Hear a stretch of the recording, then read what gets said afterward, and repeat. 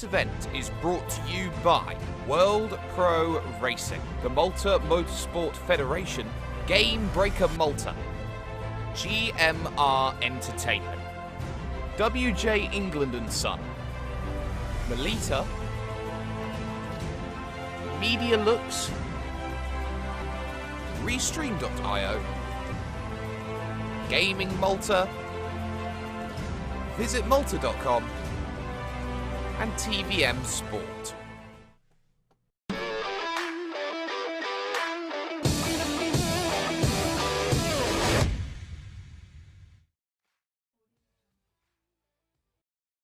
Senna was a god. No one could even dream to follow him.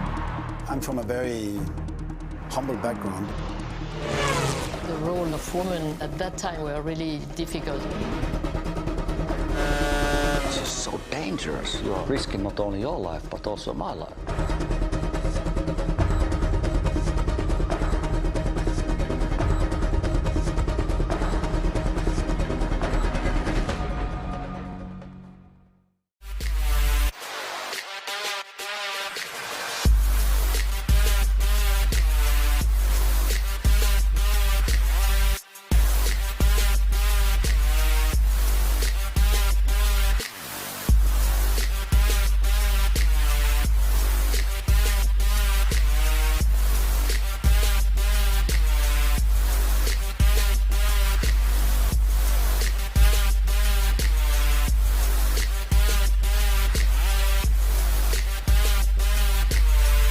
World Pro Racing, where sim racing becomes real. And so, we are here. We are here at the Last Chance Saloon. As many drivers as there are going to be here today, they're all going to sit around a table. They're all going to look at each other, and they will say to each other, only two of us can make it to the final dance. But ultimately, right now, it's all about one race. It's all about getting around 15 laps of a legendary circuit. The top two find themselves in the best possible scenario. You are watching here for the Malta Motorsport Federation sanctioned event here today. It's a casual race, but it is so much more than that for race number 5. Good morning, good afternoon, good evening to everyone watching on World Pro Racing YouTube, Facebook Live and Twitch. To those watching on Motorsport TV and TVM Sport, and for those joining us for the first time on ESTV.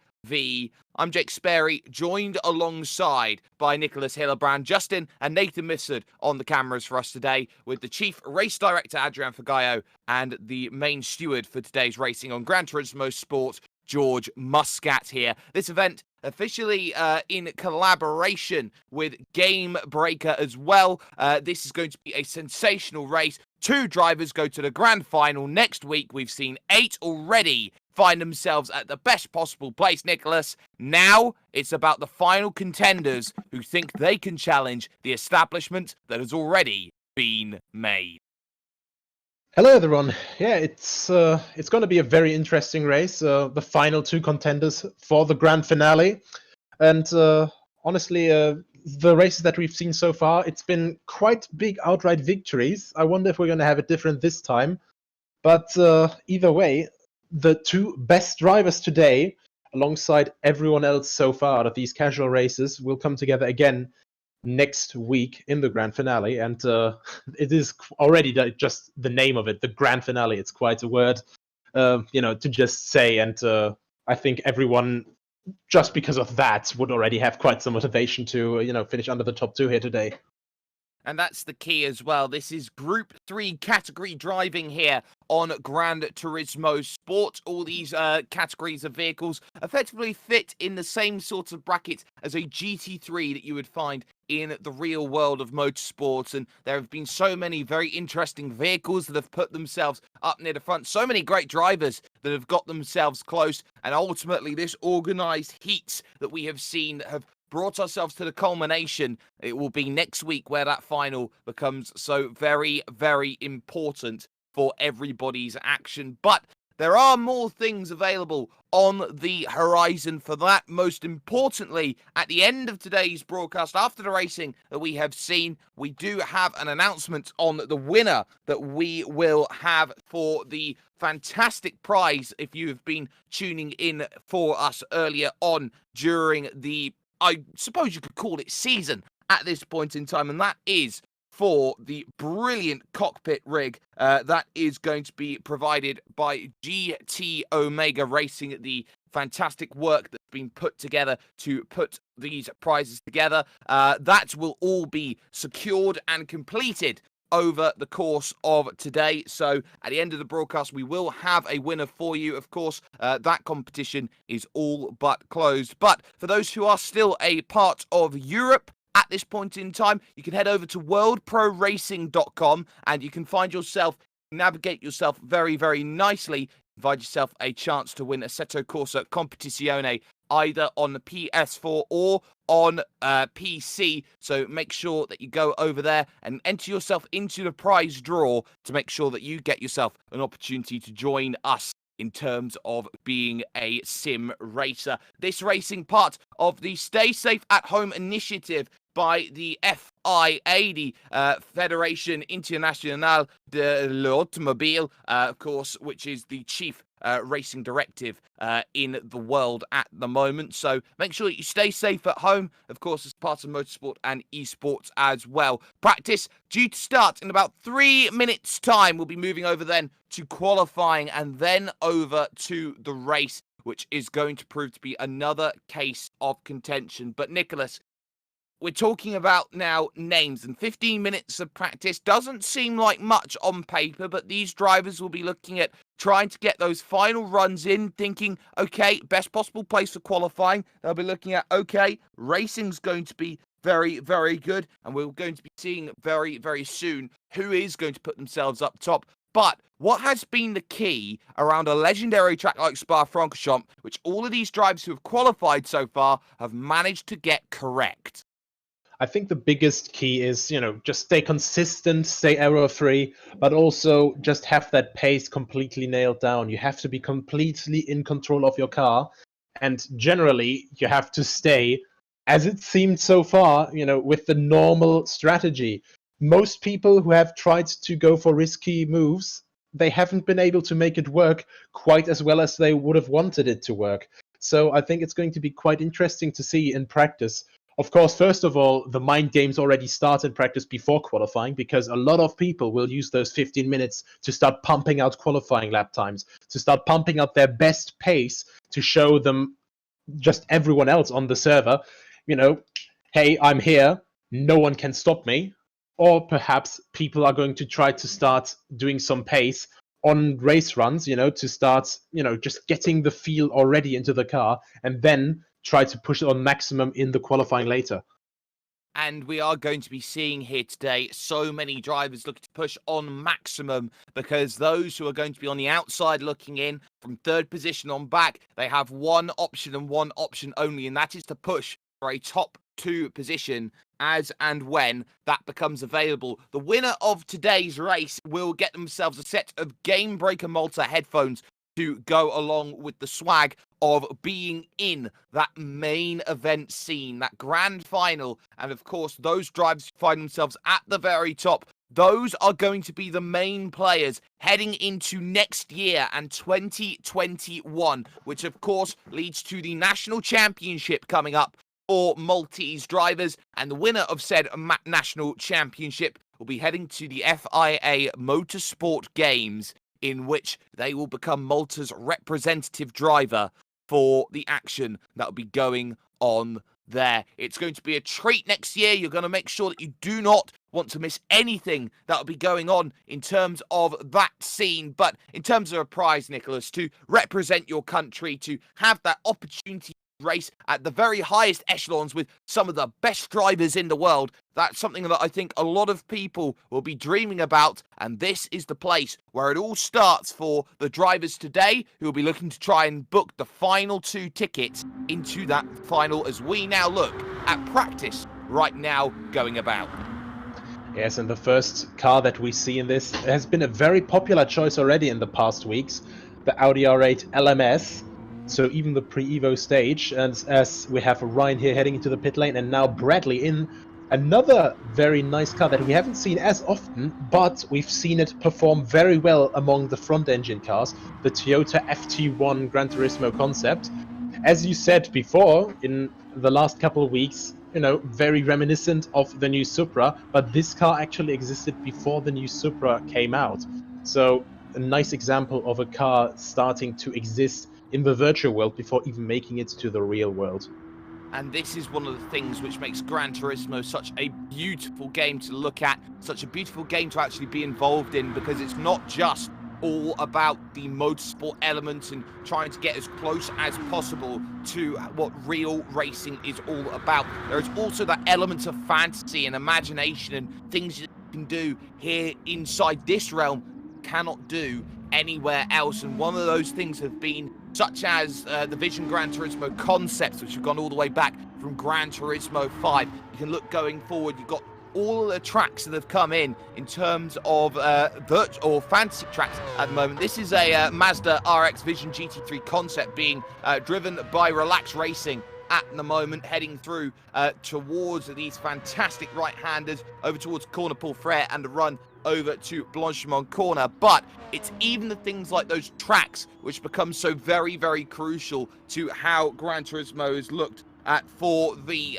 Manufacturers Cup and things like that. Tracks like Dragon Tail Raceway can go all the way back into the past and talk about circuits like Fantasy City Street, circuits like the Citadaria.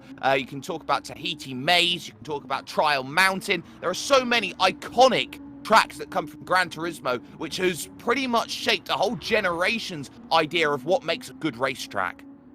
Yes, it's been quite a lot of impressive stuff from Gran Turismo, and here we see another car that we haven't seen yet, actually.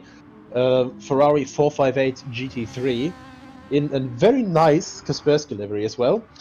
And yeah, you said it, they have made a lot of impressive stuff, as I think that basically everyone in, you know, just gaming history, if you've played any Gran Turismo game or if you just have seen anything from racing games since the early 2000s, you know so many tracks from Gran Turismo. And even if it's just the test track from Gran Turismo 4, you know, you will at least see one Gran Turismo track throughout your entire lifetime.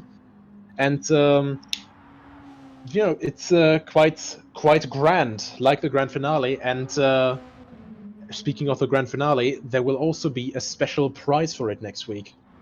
We're not at liberty to discuss what this prize is at the moment, but all we do know is it's going to be something fantastic that we will be able to talk about next week. So this is the driver currently fastest in the Audi at the moment. This is Ryan here in a boatload of traffic coming up the very famous Eau Rouge Radion section. You head through the small kink left, up through the right, and then through the left again. It is the truest test of a car's handling up that section, because you have everything through that corner, really, Nicholas. You have the likes of the downforce that's needed to carry the momentum and the speed. You need great turning to make sure that the car is dealing with the elevation change that goes on through that section. And you've got to make sure that the car doesn't bottom out through that place as well, as Ryan effectively abandons ship on the lap and looks to try and get a bit more space. This is a very, very tough track with many iconic corners that pretty much symbolize racing in the modern world,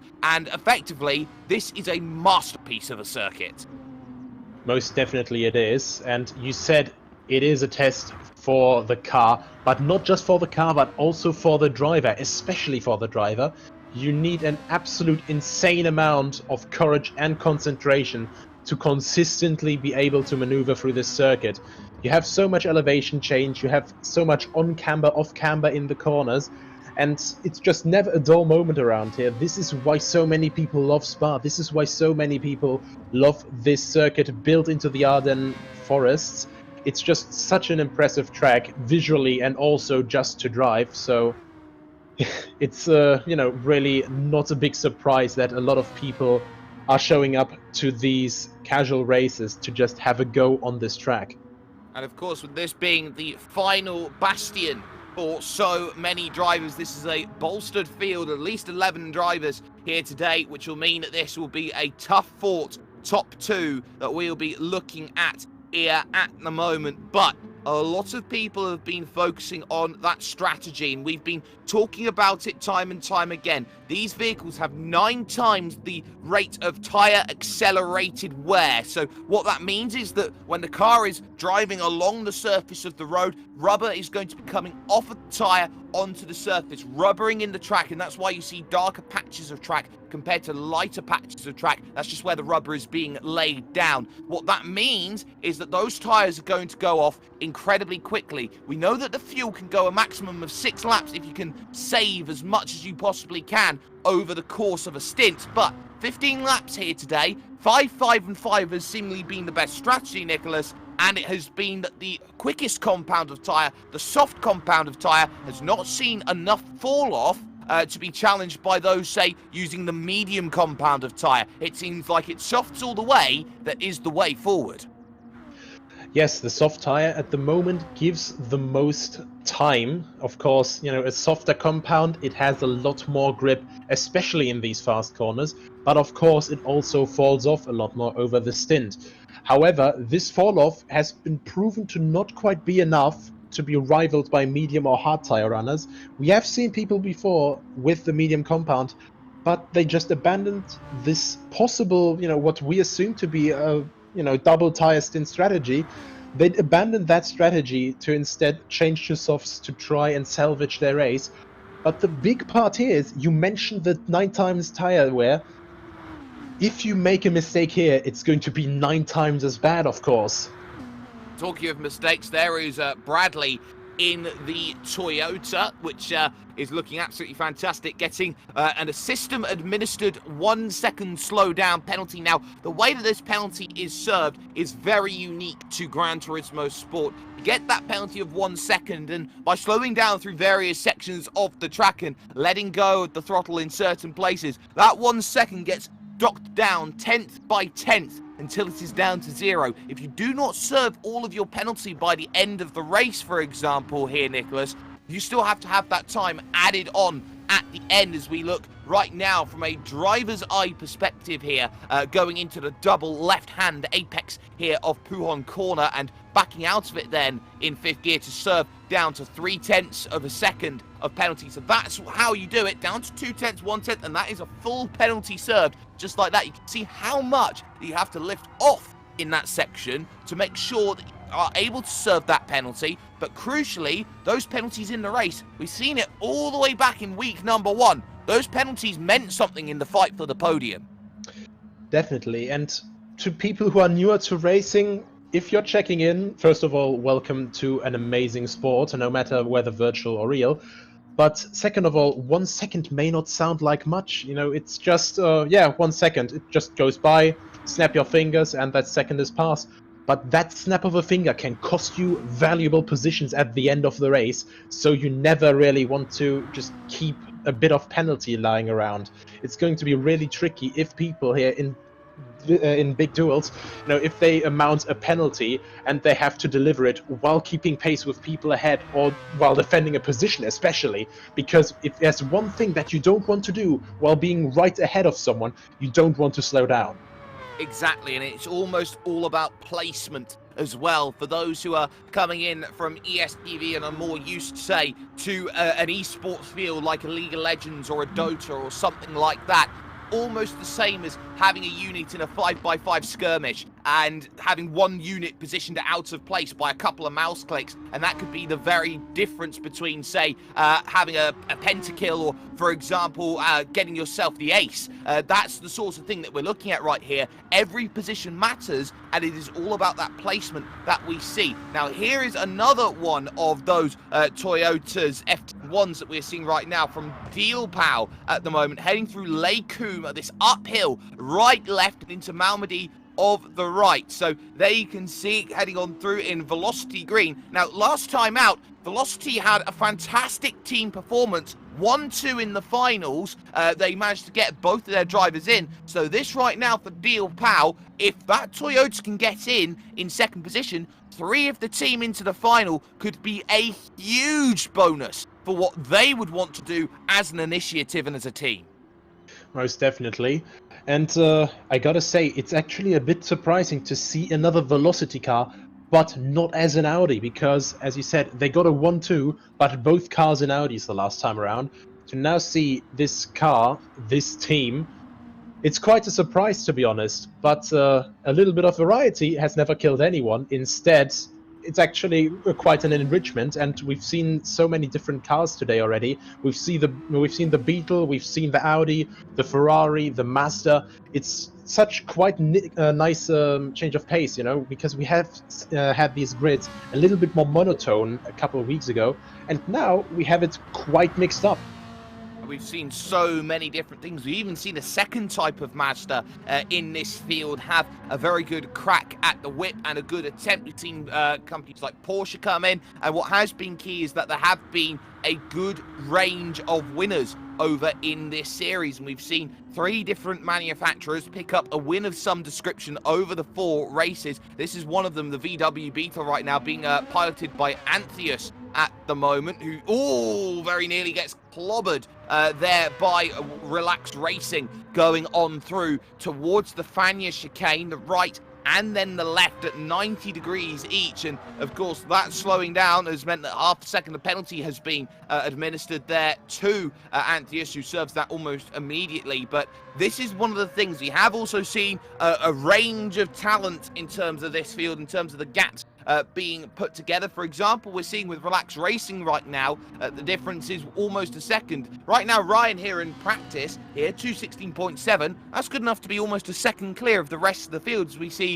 a little bit of a marker board there off in the middle of the circuit. Now, that won't be helping drivers around here today. Most of the drivers will be using visual cues to hit the brakes into the corners, and if those marker boards start to get hit, that's going to be dramas. And with a larger field, which means there is more room for error out there on track, hitting a little thing here or there, bringing things onto the circuit, that's not going to be helping people. Yeah, and it's these tricky corners as well, just in front of Puon, actually. It's quite hard to hit your mark there properly, because it's just a very difficult corner to get right, even when you can see your braking point properly. But yeah, that's going to be a bit of added difficulty. You have 11 cars in this field, or I think actually 12 if I saw it properly earlier. But either way, you don't want to miss your braking marker, because Puon especially, you go off the track a little bit, you're going to hit that AstroTurf, you're going to slide a bit further, you're going to go onto that tarmac runoff, which is thankfully forgiving, but it still costs so much time, and in that meantime, so many people can just go past you, and it's going to take even more time, you know, for you to just get pegged past them. And it's just these tiny mistakes that can really cost you the race. Absolutely, and it's those small mistakes which always seem to add up come the end of a race, to see who puts themselves up at the very, very top. And of course, here today, the top 2 advancing to what they need. And speaking of the number 2, in a couple of minutes' time, we'll be moving over towards qualifying. 15 minutes of unlimited effort to try and get through. This is VTEC in the very nice chrome Audi, making a run up through Eau Rouge and Raidillon. But what's going to be key about qualifying is, yes, they've got unlimited attempts in that 15 minutes. Once the timer expires on 15 minutes, you are allowed to complete your lap. The difficulty is, look how long a lap is around here. It's 2.25 minutes, and that is 2.25 minutes to go out of the garage, out around the circuit to get an out lap, do a lap, and then out around the circuit to get an in lap again. You get mainly 3 attempts.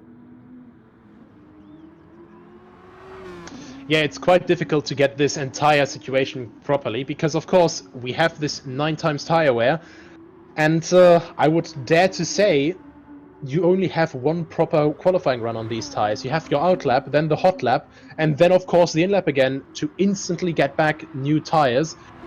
Otherwise, you can pretty much just risk it for a 2-lap run, but besides that, I don't think that would be very profitable at all. We've seen people do it, but we've never really seen people improve by a greater margin than just barely a couple of hundreds. Have seen over the course of qualifying time and time again that it's been all about putting together the perfect lap, and there's no better time to do it than the first opportunity that you have available to you. This is all about perfection. These are where the fastest times are going to be set, because every driver wants to get on the front for qualifying. The best possible place to get yourself a victory is from the front of the field. It's the easiest place to do it. If you start off a little bit further behind, it's going to be a lot tougher for things to get going. Qualifying has just started. 15 minutes have already been put on the clock, and most, if not all, of the drivers going out then on soft compound tyres to get the most grip out of what they have underneath them to make the push, try and get their times up as high as possible here in this field. Immediately a penalty for Ryan is going to slow him right down here on the Kemmel, straight the uphill rise towards the right, left, right. And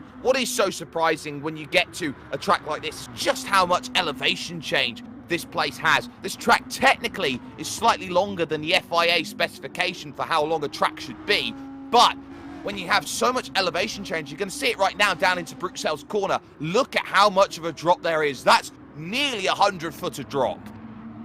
Yeah, and you really notice it when you're a spectator there as well. It's really, really impressive when you see it firsthand. Spa is also one of these few tracks where you can, by foot, travel around the entirety of the lap. You know, of course, you cut a little bit of a corner at Brussels after Le Coum.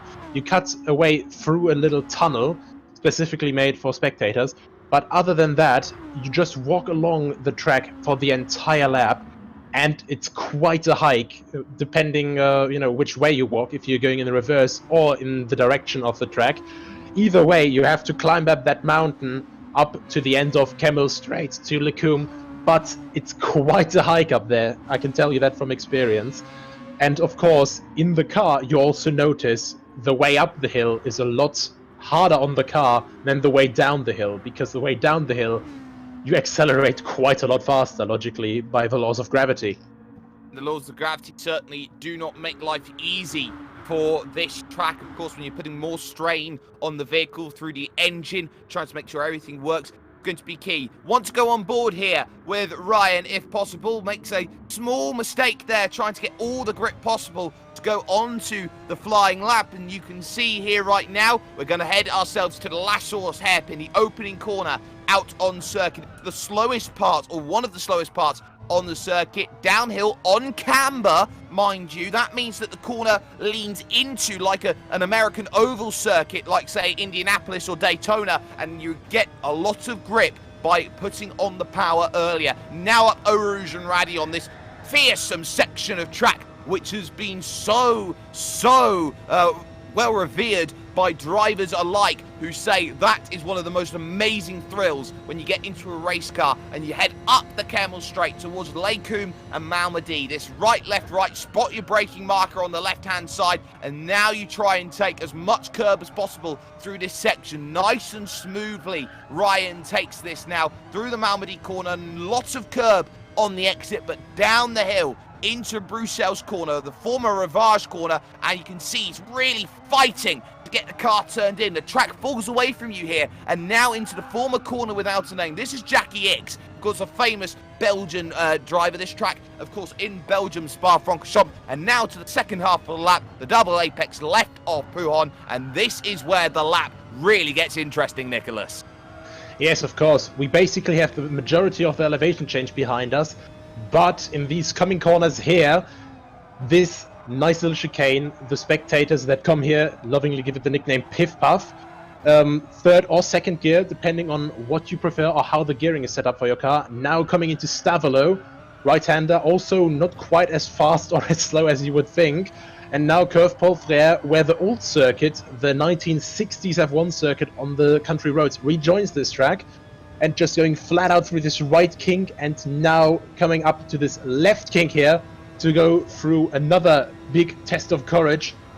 Blanchimont here flat out takes away the entire entry curve, exit curve as well, and now hard on the brakes for the former bus stop. Now only chicane, and completely over the inside curb, and a little bit further on the right there than I think he would have wanted, but comes clean out of the corner and comes to the end of his lap.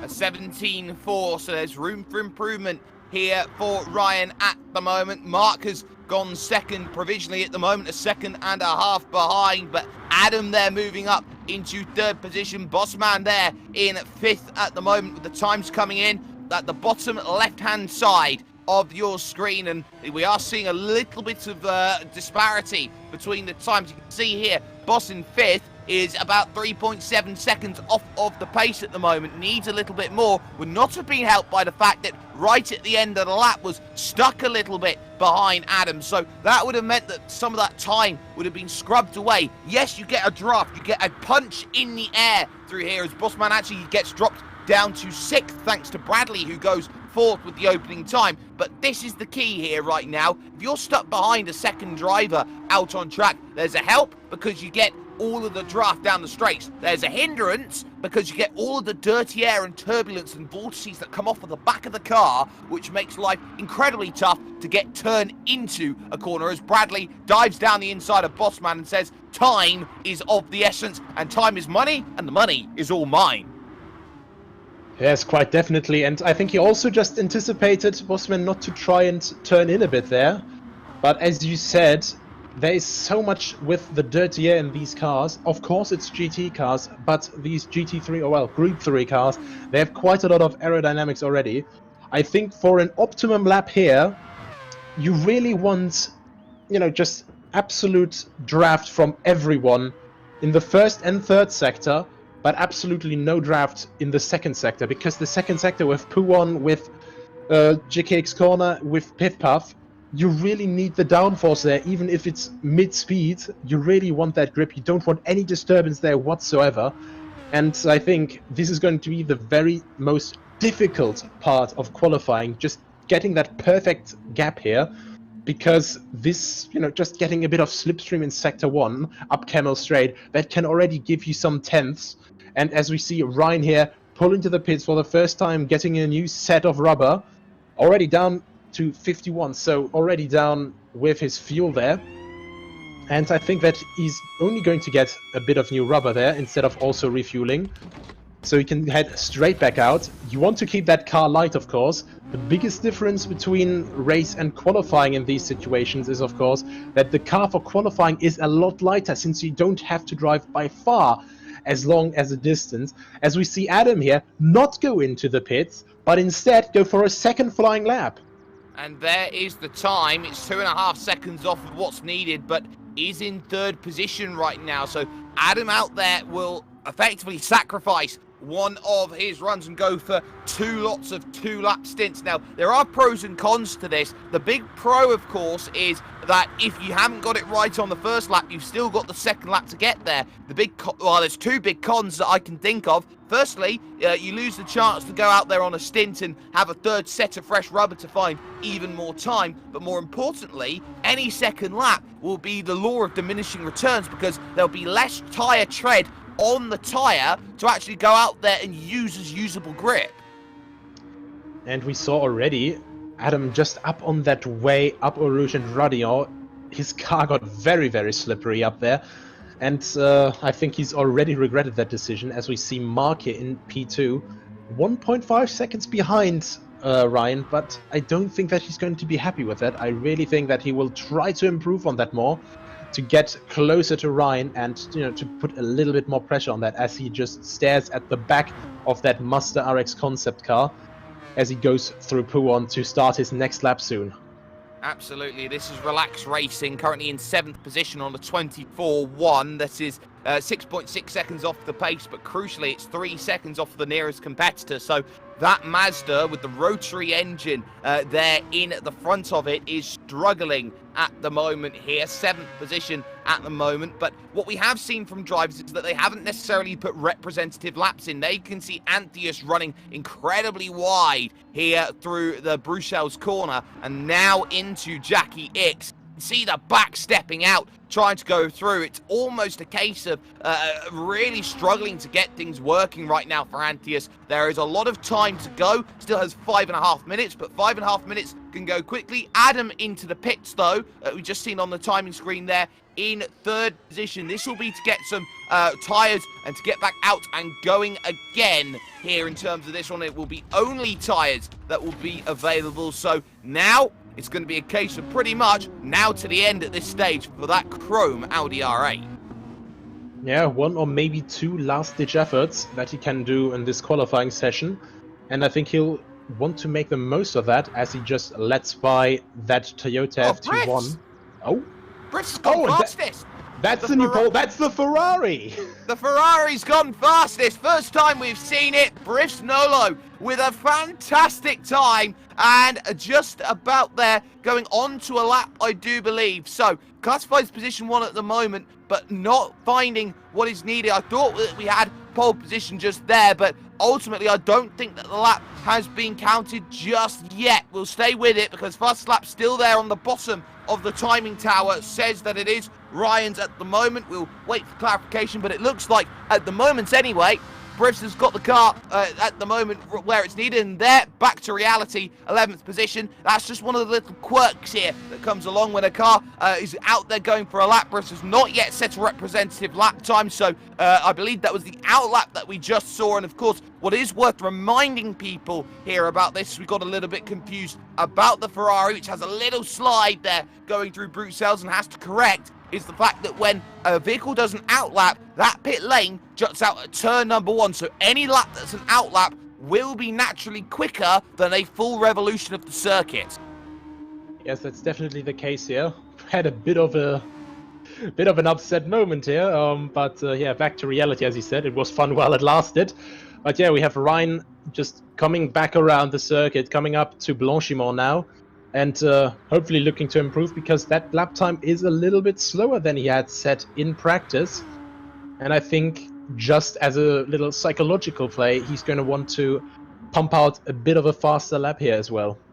Yeah, here's Ryan, pole position at the moment by a full second and a half. At this point in time, this could be very well improved as he makes the charge over the line. It's a short run, and there is the improvement. 16.8, that's 0.6 of a second of improvement, and Bradley has gone second on a 17.5. Bring it down, relax though, on a 17.3, moves up ahead of Bradley, so that was perfect in terms of time. Mark improves his time, but not position. Stays in 4th on an 18.4 at the moment, so that is key as drivers find those improvements out on circuit. But the top 3 split by 0.6 of a second only here with 2.5 minutes to go. I have to say, this is quite a lot closer than we've seen so far, especially with the Mazda up in P2. That car has struggled quite a bit more in the last times we saw it, but that's a surprise. But a very welcome one indeed. Leopold as well, improving to 2.18.7. So people really finally finding their first or maybe even second win here in qualifying. Maybe a bit late, but better late than never. Exactly, it's all about gaining those places. It doesn't matter if it happens in minute number 1. It doesn't matter if it happens in minute number 15. If you find that time, it's good. Briffs in the Ferrari has gone 6th at this point in time, we do believe. With that time, Adam bumped down to 7th. And Boss down into 8th position right now, and there is the Ferrari, not realising time to get back out on circuit, drives straight into the wall, and that is not quite the way forward. There is damage here in these vehicles, and you will see some scuff marks come up on these vehicles, and what's going to be key about how they deal with the damage here is that they get suspension damage and all the different hallmarks that makes a car not work. And the more that you start effectively using your car as a weapon around here, the worse your car's going to be, the more difficult it's going to be to keep things going with a minute 15 on the clock. Yes, and of course, and not only suspension damage but also bodywork damage is, I think, the biggest problem here. Because, you know, if you get a dent in your normal road car, you're going to be angry, of course. It's not quite looking as pretty as before. But if you get a dent in the front of your race car here, of these Group 3 cars, you're going to lose a lot of downforce. And, you know, maybe if you place it wrong, quite a bit more drag, which doesn't only kill your cornering speed, but also can kill a little bit of your straight line speed. Because the drag, you know, the drag, which is the resistance of the air, of course, of this car, there's going to be a little bit more of that. And, yeah, that can cost you 1 or 2 kilometers an hour. That doesn't sound like much once again, but if you just continue this 1 to 2 kilometers an hour across these entire 7 kilometers and 4 meters, it adds up to quite a bit of time. Absolutely it does. 15 seconds remaining here. A lot of drivers in the pit. So you got Ryan, who has decided is done. Bradley decided done. Mark done. Boss done in 7th position. They will not get out and around for another lap. Relax is going to get there. Ryan's just gone out onto track. This will be to get final practice in. We've seen Adam improve to a 19.2 out on the circuit, but the timer now has expired. They have that time there on the clock to get around and finish their laps as Relax gets a whole boatload of AstroTurf. They're coming out of Malmedy. You can see how much that Mazda's pushing on tyres, which will be now on their third lap around this circuit, so that's not going to be ideal. We go on board and have a look at this, but you can see there on the right hand side the sort of times that have been done. That's the 2:12 out lap, 2:17 the quickest, but then lost 1.1 seconds on the next lap. Into the left hand corner, that tank's going to be on empty, trying to get around the circuit. You can see right now also just next to that fuel gauge is how much life has gone from the tyres. You can see there a little bit has already been depleted out of the vehicle, and that's not ideal at all. 140 Ks, trying to put the power on and trying to get to the next gears. We'll see what the split is as he goes on through in towards the third sector. The timer mark will be here. You can see 1.8 seconds down, so this is going to be disastrous at this stage to get that time on the board, and even quicker. It will take a modern miracle to find anything more. You can see up to 6th gear right now at 250 kilometers an hour heading into the left. In terms of a rough conversion into miles an hour, that's about 165 if my memory is anywhere close to correct, through that section, through the right and into the pits, because Relax Racing was never going to find any improvements. There is Ryan, not on a lap, nor Bradley, nor Mark, as every driver, I think, is just getting themselves over towards the end of their times. Bossman not going to find much more either in terms of times, as this is Briffs currently in 10th position at the moment. We did say 6th earlier on, but again, that was a case of outlap that we were seeing out on circuit. Briffs has been unable to set any real representative time to make a challenge in that Ferrari, but as far as things stands, and you knock on wood that things are going to go okay, Ryan, I do believe, has got the pole position in the Audi, which has been by far and away the most popular vehicle in this field. And on top of that, with the balance of performance checks that have been done, they run baseline here in this series in terms of what they can do, so no real setup changes can be made. Ryan has proven this is the vehicle with the most wins so far in terms of manufacturer, with 2, and if things stay like this, could very easily become a third. Timer has now expired here in qualifying. Ryan on pole position, Relax Racing alongside, and then Bradley there in third position. As we take ourselves over to the racing that we have right now in these Group 3 category of cars here at Spa-Francorchamps. There you can see them all lining up. Here you got Bradley in third, Mark in fourth, Dealpal there in fifth. Then you got Adam, Bossman, Antheus, and Briffs making the 9 cars available. It's automated from this point onwards here until they get the signal to go. They are in a formation start here, so they will automatically, by the Gran Turismo system, drive out on their own. They'll be warming up the tyres, so to speak. That's also done by the system, and through the corners, about 1.5 seconds difference already in terms of a start. And when that clock hits 0, which it does now, we're racing for 15 laps now here at Spa-Francorchamps. Ryan in the Audi against, of course, Relax Racing there in the Mazda concept, and then there is the Toyota concept that Bradley has in third position. It's the very much virtual against the reality that we've got at the moment as they head through Eau Rouge and Radion up now for the first time here in this event. All drivers were nice and clean through the early sections then of this circuit, and Ryan looking immediately to pounce and build a gap, because that 1.5 seconds is already up now to 2.3 as Bradley begins his own chase. This is Dealpal in 5th position in the second of the Toyotas, now trying to chase down for 4th as the battle for 7th looks close. As you said, we've had quite a clean start, but also already, just from the start, 2.2 seconds gap between the first 2.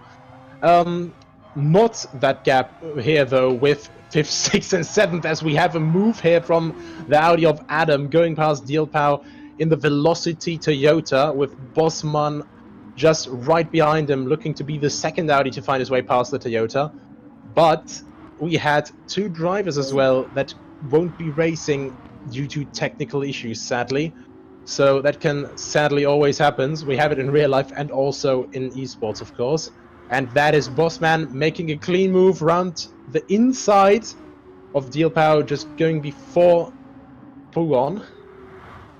And this was the issue with Deal Power in terms of making that move. It was the mistake at Jackie's corner where everything started to just fall apart. Not comfortable on the cold tyres. Needs them up to temperature and quickly using them. You won't get much life here in these tyres, and you will be relying on setting good times quickly in this series to get that progress going forward. This is Adam in 5th. Bossman currently in 6th. There is Deal Power just behind in 7th position right now. But what is key is that everyone is fighting for those top 2 places right now, and first is already starting to walk away with things at the moment. This is Ryan here coming over to finish 1 lap out of the 15 that are available. You're officially 1/15th of the way through this race, ladies and gentlemen. It goes just like that, 2:22 flat, the benchmark at the moment, but times are expected to get quicker, and that second and third gap remains roughly 1.3 seconds at the moment. It seems a 2-car scrap going on for those second and third places, as 6th and 7th remain in line astern, 0.7 of a second that gap at the moment. So the rhythm's starting to be found by Deal Pow. Most definitely, some people are finding their way into it. More than others, as it seems, though, because we have, of course, Ryan walking a bit away, which was quite honestly a bit of a surprise for me. I thought that the Master could be holding on to it a little bit more, and Bossman very much on the edge there through Radion, just keeps it together there. Nice little replay here, and yeah, this is what happens when you bottom out when the car is under high load. Very good job from him to keep it there. And now, as we come back here, Lost the plate. He has fallen back behind Deal Power, who of course has had a much cleaner run through Radion here. And that is really the importance, because you need to have a clean run through Radion to have that momentum up, because this straight at the end, the Camel Straight, it's so long, and you really need the run up, as it also goes quite steeply uphill.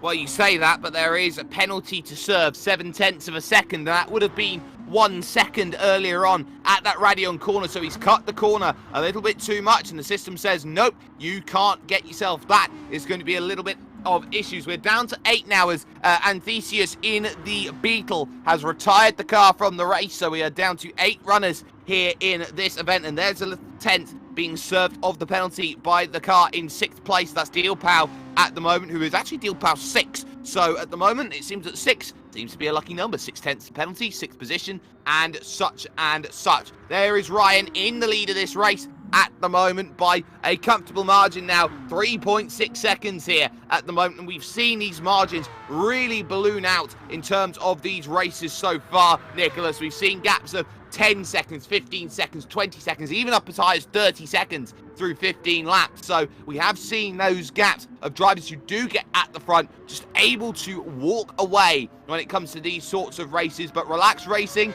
doing just enough at the moment in second, in the final transfer spot of anybody, and slowly pulling away. That was about half a second that last time by on Bradley there in third. That Mazda against the Toyota. It's a Japanese affair here between those two manufacturers, and of course Toyota, parts made in Toyota. Mazda, a little bit different placing, so to speak, in terms of their geography. I mean, overall, we also have to say here, this is pretty much the most colorful grid, especially when we consider the top 5 as they started this time that we had so far. But also, just now through La Source, the Master really got the perfect line, I'd say, just right up to the wall and already straightened out, so he could just go flat out on the throttle instantly. The penalty down to 0.3 now for Deal Pow, so he's going to start trying to catch up one more. You see his car black out, well, not black out, but, you know, ghost a little bit as he was on the brakes, so the penalty going down bit by bit there, as he's now slowly catching up to Adam, but he can't let himself have a breather yet, because Bossman is right on his tail. Bossman, even though having had a bit of a moment here once again at Brussels, I don't think that his tyres will be thanking him for that, and we still have a few more laps to go on these rubbers before we can head into the pits. But Bossman really desperate to not let Deal Power have a breather. So I think, oh, that's again, you see these little 4-wheel slides here. He's really not going to want to do this all race, because I think that's quite the opposite of the name of our second place runner, Relax Racing. It's going to be very stressful racing instead. Absolutely. This is a case of driving heavy on the rear tyres, and this is one of the things that the Audi has in terms of a downfall. When it does get low in terms of the tyre grip, it's the rears that will go away in these vehicles first. That's going to mean that you get a lot of oversteer in the vehicle. The back is very likely to come and loop out around the back of the vehicle, and we've seen spins aplenty from the Audi R8 when they have gone into the paint when it comes to the tyres. Now, with all of those slides, that's definitely the coolest way to go around the corner, but definitely not the quickest. And this is going to bring this Ferrari of Briff's back into the battle the longer that things go on. Briff's, of course, currently 3 seconds back here off of the pace of Bossman, and that gap has come down by an entire second on the brakes there through that sector, so that's very good. But this is the key. Ryan also now starting to struggle on the tyres. A 2:19.4 that last time by, 1.4 seconds slower than the fastest lap of his race. And look at that gap. It's 2.7 seconds right now to Relax Racing, who seemingly has a vehicle that is a lot kinder on the tyres. Yeah, the difference between these front and mid-engine and rear-engine cars is really, where the main weight lies. And, I mean, in the RX concept, the RX series, of course, very, very famous for these rotary engines with a little bit of struggle there. So, a rotary engine basically having a front motor, but due to its low weight, having pretty much the same weight distribution as a mid-engine car. But still, it could be that due to the way it's built, usually front-engine cars, they wear the front tires a bit more, as, mid-engine cars, due to the mid-position of the engine, they tend to slide a little bit more because the car is just so much more agile with the weight distribution, and, accordingly, they wear the rear tires a little bit more. So this might just be a little bit of a, good little advantage that Relax Racing has got himself onto that, as we look at Briff's another mid-engine car with the nice 458, a blast from the past, now in 7th position. And Bossman really, really made a few mistakes there. Earlier we saw him just touch the grass at the exit of Blanchimont, and I think that's, quite an understatement to how nervous his car is now with these worn tires, as you said, sliding as he does here again, Jesus. It's not the fastest way to go around, especially when these tires just really, really start to wear. It's basically like driving on rims. Well, it's a case of what's the driving style like for Bossman, and it's clear that there is no confidence in the car anymore. The back stepping out 1, 2, 3 times in terms of the way it's going on, and I would even hazard a guess to say that those tyres will not be sitting pretty by the time a stop comes in. Already 5 seconds lost and more over the course of this lap by this. Now, Mark's coming into the pits here from 4th position right now. This is a big, big key moment here in terms of this race. Adam is also going to follow here, so 4 laps on the stint, both of whom I do believe will be going on to the soft compound. Briffs will also come in then on lap 4. Now, this is a very interesting play, as all those at the back go 4 laps. Everyone else will be going 5. There won't be as much fuel going into that vehicle, but you can see there 83 in terms of the fuel, so that's 5/6 of a tank only going in. This is key, and look at that from Adam going on to the medium compound of tyres with full fuel. That's actually interesting to see, because as I've said before, we haven't seen a double stint strategy yet. Oh, that's even more interesting. But Bossman as well, actually. So I'm actually quite surprised here, because Riffs, of course, we haven't seen the Ferrari yet, I think, in these 5 weeks so far. Absolutely so not. I don't think, I don't know how the tires will be behaving on that car, but we've seen that the Audi is quite aggressive on tires, and Bossman, with these issues that he had in the early race, maybe he's just thinking, okay, I've lost enough time already, maybe I can try jump the others in the pit stops, if I just keep on these tires, and maybe if it works out. But we see here with Briffs, these hards don't have as much grip as the soft tires, of course, and I think he has to get used to that now quickly, rather than, very slowly, because he's going to lose more and more time. Well, here's your race leader. This is Ryan, who's got 3 seconds at the front and will be due to come in this lap, or if he's been saving the fuel, the next. But being out there at the front of the field, the spearhead, so to speak. Oh, gets the AstroTurf there on the outside, has a big wiggle there, and that will cost 0.3 of a second, almost 0.4 now, hitting the brakes. This should be dive down into the pits time, and it is for the race leader. Expect Relax to follow, and does, and that will allow Bradley then, who's 3 seconds back of that, to think about coming down onto the lane. Also does in the Toyota, and Deal Power's the last of the Toyotas who should be due in to make a stop as well in 4th position. There you can see this stop is fully automated. They choose the settings that they want, they wait for the fuel, and then they go. You can't necessarily gain or lose time unless you put in less fuel in the stop, or you decide maybe not to take tyres. But tyres in terms of this one is shorter than fuel, so always the best option to take tyres here in terms of the stop. Ryan out and away again. Now look at this. Where is Mark going to come out in all of this strategy? Because you've got drivers coming out to the pits right now. There's Mark in 4th place. He's got 1 lap's worth of undercut, but unable to close down. And because he was unable to close up to Bradley in 3rd place, now the tyre disparity becomes a whole lot worse. It's going to be quite interesting here, because Mark already is used to this car now, but a little bit of a wiggle there through Radion, so he's going to lose a tiny bit of time against Bradley. Quite interesting to see how these front-engine cars this week actually do seem to handle quite a bit better than before, or just that we have people who can deal with them a lot better than we had before. But yeah, Mark with the Audi, with the popular choice as it's been so far, the Audi has been the only car to win more than 1 race so far, and yeah, Ryan seems to be putting this car to good use once again.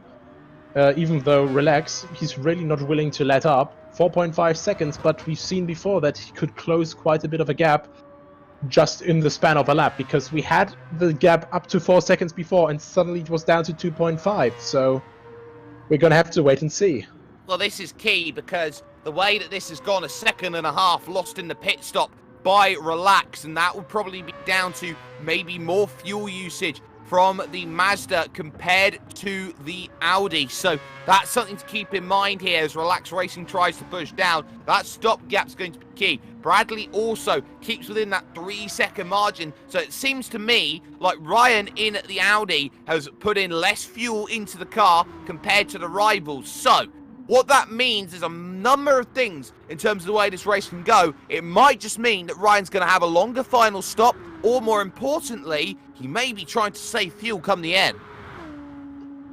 And this is once again different strategies that we have here. But yeah, it's going to be that difficult decision of, is it going to be worth it? Simply because, you know, like, do you want to go full pace, or do you want to, you know, slow down a little bit more to go more pace, or well, more full pace, more than maximum in a 4-lap stint? But yeah, it's a quite difficult decision to make here, of course, which gets made even harder with the 9x tire wear. And of course, sometimes there's the saying, going slower to go fast, and that might just be the case here that we could be seeing with Ryan in terms of strategy here today in this event. 4.4 seconds the gap at the moment. He leads over Relax Racing, Bradley in 3rd. Mark is 4th with Adam in 5th, and then you got Deal Pow, Briffs, and then Bossman, who's currently down at the bottom of the timing stand in 8th place. 2 drivers out of the race with technical issues here earlier on. They could not make the starting grid, and then of course we saw the retirement of Anathunes, which was not quite ideal. But 4.7 seconds the gap here. Relax Racing struggling in the early stages to get the tyres working, getting them up to temperature, getting them in range. But this is a second half of the race sort of car, which is almost a case to be made here, Nicholas, that is kind of a disadvantage really to Relax Racing, because you don't really get many laps to claw back gap time and time again. Yeah, that is quite the difficulty here. It's 15 laps, of course. When you note it down to kilometers actually driven, it's over 100 kilometers that you drive. But of course, it's only about half an hour, and before you know it, as we see here already, we've basically reached the halfway point. So 4.8 seconds to catch that up. He's going to have to be quick about it. And, oh well, maybe even hope for a mistake of Ryan, which at the moment, with the form that Ryan is putting on, seems a bit unlikely to happen. Well, this has been key going through. It's been that the later stages have been bad on the tyres. We saw a mini mistake earlier on from Ryan, but nothing really race damaging like spin or anything of the sort. It seems like it's line astern at the moment, and Ryan at the front of the field goes over the halfway stage in this race. Lap 8 out of 15 at the moment, and it's going to be very, very crucial. And as well, after the racing that we will have going on, we will be able to give you announcement results of the GT Omega ART cockpit giveaway, of course, on worldproracing.com. If you haven't already, you can go over to worldproracing.com, and there is still the ability, if you live in Europe, get yourself a copy of Assetto Corsa Competizione, and that is for PlayStation 4 and for PC, as Ryan has just set the fastest lap of the race on the fresh tyres with a 2:17.6. Pretty much equivalent to his fastest lap that he did in qualifying before improving another couple tenths. So yeah, he's really finding back into his groove here. Really, I think it's quite obvious that he really likes this Audi, even though the gap just dropped down a little tiny bit, but it's a bit of a back and forth with these two, isn't it? I feel that Relax is getting quite well along with his Master here, and at the same time Ryan gets along quite well with his Audi. Those two actually, along these GT3 cars or Group 3 cars, a lot of them have V8s, and so the Audi and the Mazda RX concept, quite unique in their own way, because the Audi, of course, with the 5.2-liter V10 engine, and the Mazda with the very lovely rotary engine, so a very familiar sound to the legendary 787 and 767Bs, or if you don't know these sports cars from the 90s or 80s, pretty much just an old F1 car. Really a nice little screamer. Absolutely. There is Bradley in third. He's got 6.5 seconds to the car behind in Mark, but crucially, the gap is 4 seconds to Relax Racing in second. So for that transfer, we'll just be seeing ever so brief glimpses through the Ardennes in terms of, oh, there's a car that I'm trying to race. It's in the distance and it's pulling away, and that's not what I want, and this is not part of the plan. And maybe if I was a tenth or two quicker, I might have a better opportunity of getting close enough to make something happen. But Bradley, now you would feel, needs to do something drastic, and the only thing I can think that can put Bradley anywhere near close enough, pit lap 9, 6 laps on the fuel and tyres, go for a do or die strat, because there's nothing left to lose in terms of this race for him at this stage. It would be a risky strategy. Maybe it would work out, but it's quite difficult to tell at this stage. At the very start, Bradley was able to put quite a lot of pressure on Relax, because Relax seemed to have lost almost a second already at the start, as Ryan just kept on dragging away, as he's doing merrily right now, up to 5.4 seconds. But yeah, Bradley, dropping down from the only 1 second gap down to 4 seconds now, 4.2 actually to be precise. So yeah, the time's starting to run out for him, and I think for him the level of stress is approaching 99%. And that's going to be crucial. Of course, that stress level really does go up. Of course, when you talk about how racers lose a lot of fluids when they battle, as there's Mark having a bit of a wiggle there in the second of the Audis in this field, currently 7.5 seconds behind on an island. But look at this battle here between Dealpal and Adam here, because that is Dealpal ahead of Adam now by 1.3 seconds there in the Toyota, and Adam here on the older tyres, mind you, will be looking to try and keep himself as close as possible, and that gap extending with every single corner, half a second there over the course of that section of road. This is the big disadvantage between compounds, or not necessarily compounds, but the big disadvantage between pitting a lap earlier to your rival. Dealpal on the fresher tyres on lap 9. We're looking to go through what has been key here in terms of this race, is that everyone who pitted on lap 4 has stayed out for a 5th lap going through. And now that comes down to a number of reasons. Adam trying to go for a 6-lap stint then to finish. It seems like nobody wants to go to a 3-stop strategy here today, Nicholas. They're looking here at 2 stops the way forward, but it's going to have to be an elongated last stint for a lot of drivers. Ryan to start lap 10. Yeah, I think it's going to be quite interesting to see it. Oh, that's a bit of a wide line for Relax, so not quite working to plan for him now. Feeling the pressure, maybe after all, and Bradley sees this and he's going to be thinking himself, I can get in on this action. It's down to 2.9 seconds now, so that's 1.6 seconds just out of the window. And yeah, we see Mark coming into the pits now. As you said, he was one of the guys who went in earlier. And well, obviously going for the longer last stint. Not much more fuel to actually spare there. 3 liters left in that car. And Adam coming in with quite a bit more, with 17. But, well, maybe opting to give his mediums a bit of a chance to cool down. And just get the fuel in and, you know, just drive to the end after that.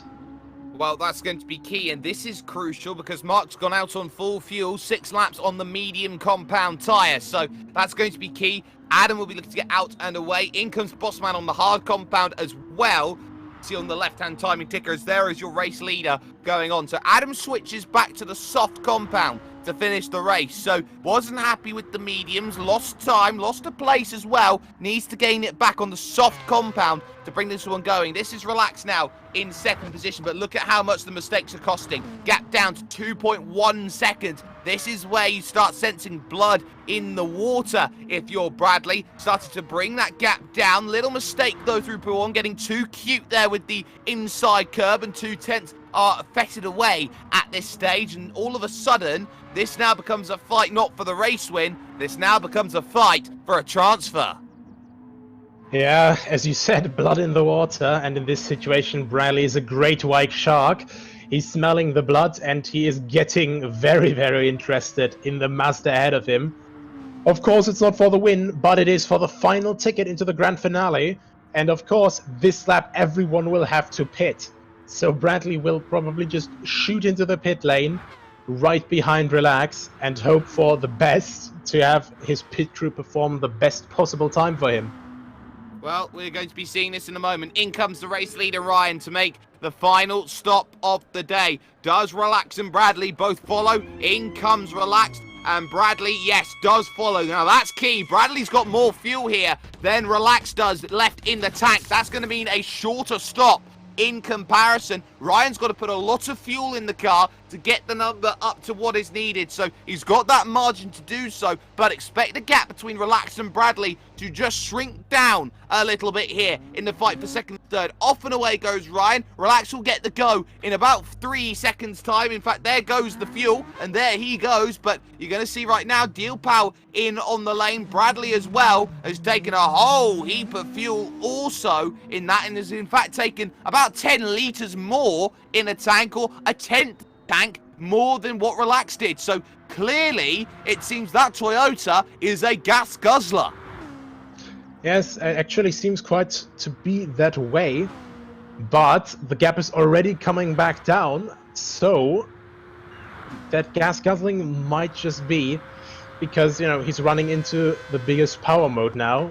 Most power down the straight line. Of course it's gonna drink a little bit more fuel, but of course it also gives you a lot more power on the straights, which you really want in these closing stages, as the gap goes down to 2.1 seconds, just under 2.1 seconds.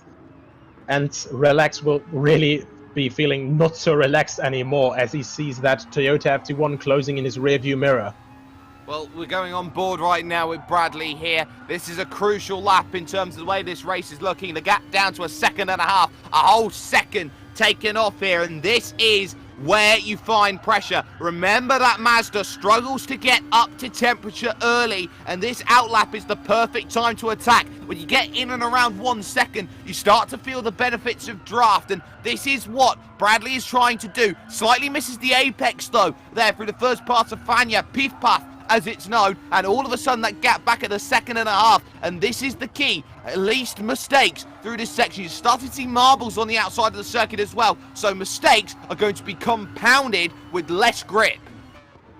I think it's going to be quite interesting to see here how these two actually fight it out, because we could see quite a lot how Bradley was gaining on Relax Racing here, but just as an example, as he went into finals, he quite missed his entry point there. and already lost 3/10 again. So he could already be within 1 second, and within that 1 second margin, the slipstream is quite strong with this one. So, oh, but He's got despite that. that, already within a second. So, yeah, Relax really not feeling quite relaxed anymore, as they will now head onto the way down to Eau Rouge. And I think Relax's only hope in this situation will be that that Toyota will have quite awful effects in that dirty air. I wonder if Relax is trying to fuel save a little bit, knowing that there was less fuel taken by the Mazda compared to the Toyota. This could be a case of trying to save something here for the end of the race. Bradley now in range, it's 0.6 of a second, and immediately to the right-hand side of the circuit, trying to break that slipstream here is Relax, but he's not going to be able to do so here very easily through this section, through the lefts and rights. And Lake Kuma now, Malmedy, the right-hand bend, 90 degrees up the hill. This is the highest point of the circuit before you descend back down, and all of a sudden, Relax is looking like he is going to be fair game at this stage. 4/10 now the gap. That is quite a fast outlap from Bradley as well. I think he actually matched the pace of Ryan on that outlap, and that gap might come down a bit more as well. Now only 3.7 tenths, a bit up to 4 tenths again. Bit worse run out of Pouon, but that hasn't stopped him before. Quite close to right behind that. Relaxed quite nicely on the racing line, and it seems that Bradley is taking a bit of a different line there, a bit tighter there on the exit as well. But it seems to be working out so far, as we have Dielpau for 5th place in here, just coming out of Jack Yiggs, followed closely by Adam, who's now gaining at the same amount as Bradley was gaining on the Reacts earlier, as both of them miss the apex by quite a bit. And that was more of Adam's mistake than it was Dielpau, so that gap up over a second again. This is the fight for second. Relax holds 0.6 of a second's advantage. You can see all of the road tax being used, so to speak, by Bradley there, using every inch of the road. Relax has struggled here through this final section of road. You can see how the Toyota just stalks the Mazda in the background. It looks like something out of a Super GT race, so to speak, with the GT300 and GT500 vehicles on the brakes into turn number 1. But I think that the Mazda has just got the tyres up temperature, has just got what is needed, and this is where that balance starts to go the other way. The tipping of the scale here from Bradley through Eau Rouge and Raidillon. This has to be solid right now to pick up that run, but again, 0.6 of a second, unable to do enough to really close down that margin. It will come down to about 4/10 here as they ride up the hill, but by no means close enough to make a lunge down the inside. This gap has to be slashed in half by the time they get to the line for a move up Lake Coombe Malmedy. Actually quite interesting here as well though. Bradley just did the fastest laps, so he's really challenging for pace now. We saw as well earlier, Relax on his outlap, 2.4 seconds slower, so quite a bit slower than Bradley in the FT1 there, and also that FT1 looks quite stable and quite grippy up Eau Rouge and Raidillon. So Bradley really trying to play all of the strong points of his Toyota there all at once, while Relax is trying to hold on for dear life, or maybe just wait a little bit more. Maybe he knows that the Toyota might have a bit more tire wear there. We saw a lot of very aggressive steering inputs from Relax a couple laps ago when he was catching up so massively. And as we know, 9 times tire wear, that is quite a lot of tire wear that you're rubbing when you're doing very aggressive steering inputs, and the front tires won't like that one bit on longer stints. And it's those stints that are key. Look at the gap now. That one coming up to 0.8, 0.9 of a second. 0.3 of a second of slowdown here for Ryan at the front of the pack. But is being reeled in, but it's not going to be enough at this stage. It needs to be 2 seconds a lap, and it's definitely not at this stage for Ryan. That gap is 6.4 seconds at the front of the field. He has a margin to play with at the moment. Relax is finally getting the Mazda to work, and suddenly that gap, as it did in the opening stint, is just stretching out over a second, and a little wiggle coming out to the final corner. It's now 1.3 as crossing the line. This has been some perfect driving so far in terms of defense, because the best way to defend from the car behind is to drive off into the sunset. That is definitely true, but also a quite nice and clean line, very aggressive on the inside of La Source. It's always quite easy because of that on-camber nature of the corner to just get dragged in a bit too much and actually strafe that inside wall, which slows you down massively, but also to take that corner minimally wrong and just have that bit of traction missing on the exit. But Relax really has been doing the most of that, really getting the most of the performance of that Mazda in that acceleration zone out of La Source. You see the gap going down under 6 seconds now, and the gap constantly going back up. To, what a slide there, just quick little moment, quite on edge here. Get a look at this, he puts the power down, close, he almost tags the white line there as he goes on through. It's not a thing in these games where the white line paint does something, but he just tries to put the power down a little early, and the back decides that it wants to step out. The gap still 1.3 seconds behind. It's exactly what Relaxed wants here in this race. And in terms of Relaxed background, hill climber, always very easy. Not necessarily that he climbs hills by hand or anything like that, but he drives hill climb time trials, and that's going to be a key in terms of putting the one lap pace together. This is where that experience comes in. This is Ryan at the front of the field though, 2:18 flat that last time by, still 0.2 of a second to serve in terms of the penalty, but ultimately we'll have 1 and a little bit laps to go in terms of getting this race done. And really right now that gap has really climbed up, and I think the last stand here, Nicholas, has gone for Bradley. Most definitely, and I don't think that he can actually climb back from that. Relax, you know, as a hill climber, I think he's going to be feeling right at home here in the Ardennes, with quite a literal hill being in front of him and surrounding him here. And he's actually starting to catch up quite a lot to Ryan now as well, as we now started the 14th lap, so 2 laps to go with 5.5 seconds. Oh no, now the final lap actually. Sorry about that. Now lap 15, 1 lap to go. I don't think that he's going to be able to close that unless Ryan makes a mistake. But nevertheless, quite impressive pace from him here. It was 7 seconds just a few laps to go, and now down to 5.3, as we didn't think we'd see a catch-up like this in this race. Well, this has been the issue. Ryan has had to be very, very cautious in the final stages. Those rear tyres will be in agony. There are still questions on the fuel numbers, if they are okay or not. They should be, with a gap of 5.3 seconds. But this begs the question, if those opening 2 stints were going to be good enough from Relax Racing there to get anywhere near, that could have been enough to bring this gap all in close. Again, another wiggle from Relax, trying to push to get everything out of the car. This is Alain Prost, Ayrton Senna sort of battles right now, hoping there's going to be a mistake by driving flat out, closing the gap down, and psychologically denting the confidence of the driver in front, and hoping, willing almost, to make a mistake. And this is where Relax is just trying to drive the best race possible, but ultimately it is old Father Time that is starting to catch up and say, no more, you will not be able to catch much more, because there's now only half a lap left. There's Bradley in 3rd position. Look how agonizing it is to see the carrot dangling on the stick in front of you,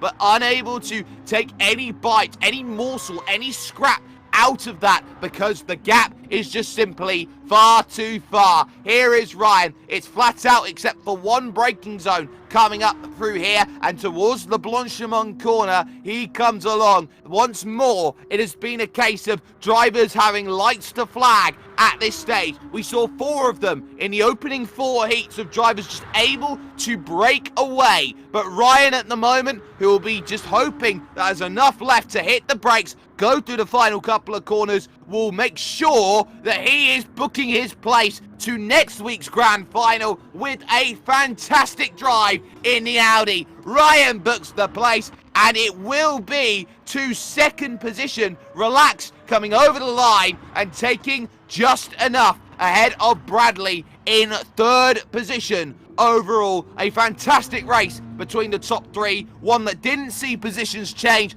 but my goodness, Nicholas, it got close. What a drive from Relax in the end. But also, what a drive just after the 2nd pit stop by Bradley. He really had us on the ropes there. every one of us, not just Relax. I'm really honest. I was so surprised by his sudden urgent pace there. But sadly, he missed his attack window, and that must be just such a terrible feeling when you know I was right there, but sadly, I just couldn't give it enough at the end.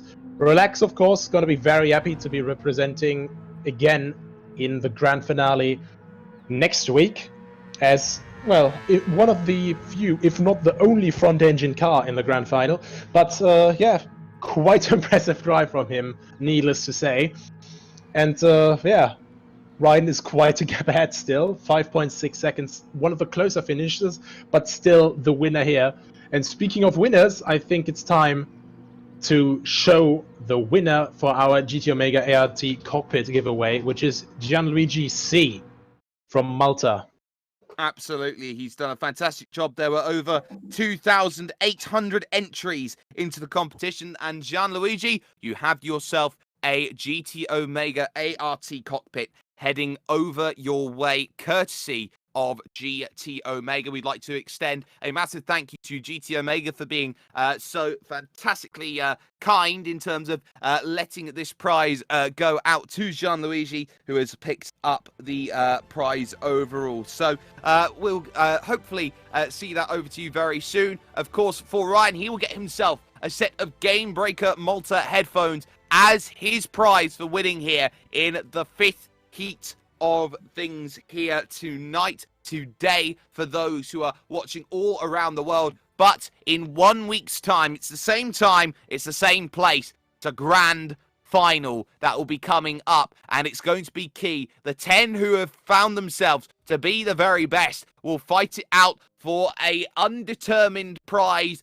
by what we know at the moment, but the prize is very much determined, and it's going to be massive for those who pick up that victory. The only place you can find that is with World Pro Racing on Facebook Live, on Twitch, and on YouTube, on Motorsport TV, on ESTV, and TVM Sport. That's going to be a massive, massive thing to say as we bring curtains to a close today for our presentation. We've seen, of course, the stewards have been working hard as always. Adrian Fagaya, the Chief Race Director. George Muscat has been the Chief Race Steward. And on the cameras, Justin and Nathan Mifsud. From Nicholas Hillebrand on my left-hand side, I have been Jake Sperry. And it is Ryan who had to work hard through every lap to pick up the victory overall here at Spa-Francorchamps. It was not a runaway, not by any stretch of the imagination, but a gap that had to be managed. And it was all about trying to make sure there is enough to get over the line. The 10 best that Malta have to offer come back in a week, and we will see who crowns themselves effectively Malta's master.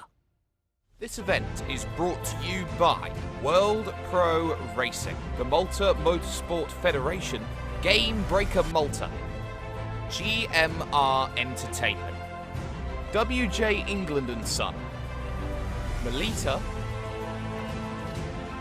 Media Looks,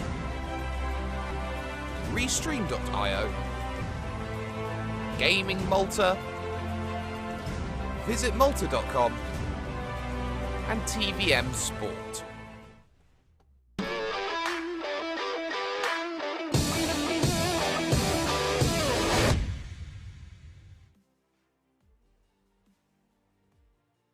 Senna was a god.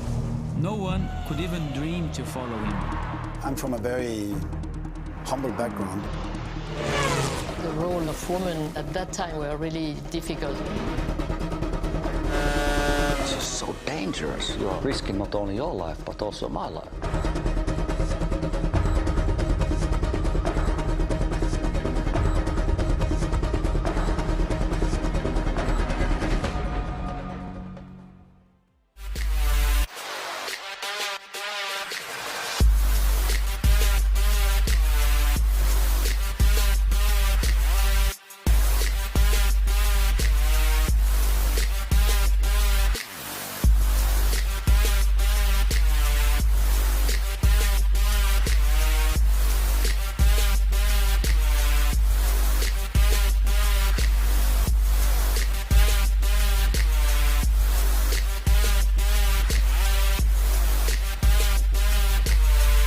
World Pro Racing, where sim racing becomes real.